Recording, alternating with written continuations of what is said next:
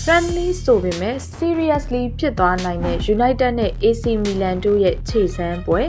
မင်္ဂလာပါရှင်။ဂိုးစားက MM မှကြိုဆိုပါရစေ။ဒီစနေမှာကစားမဲ့ Manchester United နဲ့ AC Milan တို့ရဲ့ရာသီကြိုခြေစမ်းပွဲဟာပုံမှန်ချစ်ကြည်ရေးပွဲတစ်ပွဲမဟုတ်ပဲမိကုံရန်ကုန်ကစားကြမဲ့ပွဲစဉ်တစ်ပွဲဖြစ်လာဖို့ရှိနေပါတယ်။ဘာလို့လဲဆိုတော့ဒါဟာနီးပြ Amorim United ကနေထုတ်ပယ်ခံရပြီး8လအကြာမှာသူ့နေရာကိုအစားဝင်ရောက်လာခဲ့တဲ့ Michael Carrick နဲ့ပြန်လည်ရင်ဆိုင်ရမယ့်ပွဲမို့လို့ပါပဲ။ Carrick လက်ထက် United ဟာ Amorim လက်ထက်ကအဆင့်15အထိဆိုးဆိုးရွားရွားကျဆင်းခဲ့သမျှကို180ဒီဂရီပြောင်းလဲပစ်ခဲ့ပြီးပြီးခဲ့တဲ့ရာသီမှာအဆင့်3နေရာနဲ့အတူ Champions League ဝင်ခွင့်ကိုပါအရယူနိုင်ခဲ့ပါတယ်။တစ်ဖက်မှာက Amorim ရဲ့ AC Milan မှာတော့အခြေအနေတွေကတော်တော်လေးရုန်းကန်နေရတုန်းပါပဲ။ရာသီကြို3ပွဲကစားထားတာမှလည်း2ပွဲတည်1ပွဲရှုံးနဲ့နိုင်ပွဲလုံးဝမရသေးပါဘူး။နောက်ဆုံးပွဲမှာလည်း Chelsea ကို3ဂိုးမရှိနဲ့အပြတ်အသက်ရှုံးနေထားလို့အီတလီမီဒီယာတွေရဲ့ဖိအားနဲ့မေးခွန်းထုတ်တာကို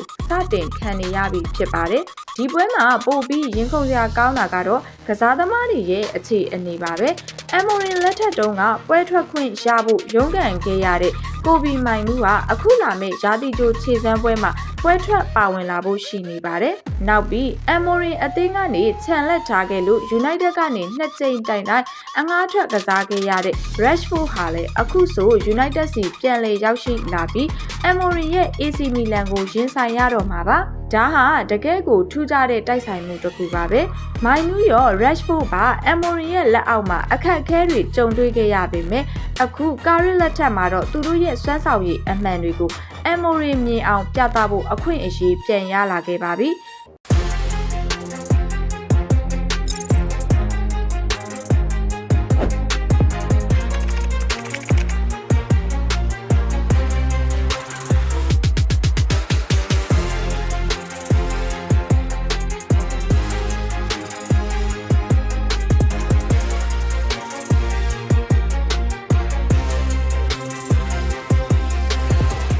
ဒါကြောင့်အပေါ်ယံမှာတော့ဒါဟာရာသီကြိုချစ်ကြည်ရေးခြေစမ်းပွဲလို့သတ်မှတ်ထားပေမဲ့ Michael Carrick ကလည်းအနိုင်ရခြင်းပဲမိုင်နူးနဲ့ Rashford တို့ကလည်း Amorim ကိုတက်တည်ပြခြင်းနေကြမယ်။တစ်ဖက်က Amorim နဲ့ AC Milan ကလည်းရလက်ကောင်းတစ်ခုရဖို့တေချာပြင်ဆင်လာမှာမို့လို့ပြိုင်ဆိုင်မှုပြင်းထန်တဲ့ပွဲတစ်ပွဲဖြစ်လာမှတေချာပါတယ်။ United fan တွေအတွက်တော့ဒီပွဲဟာမဖြစ်မနေစောင့်ကြည့်တဲ့ရာသီကြိုနောက်ဆုံးပွဲစဉ်လေးဖြစ်ပါတယ်။ကဲဒီပွဲမှာ Carrick ရဲ့ United က Amorim ရဲ့ AC Milan ကိုအနိုင်ကစားသွားနိုင်ပါမလားမိတ်ဆွေတို့ရဲ့ထင်မြင်ယူဆချက်တွေကိုcommentမှာဝင်ရောက်ဆွေးနွေးပေးသွားကြပါဦး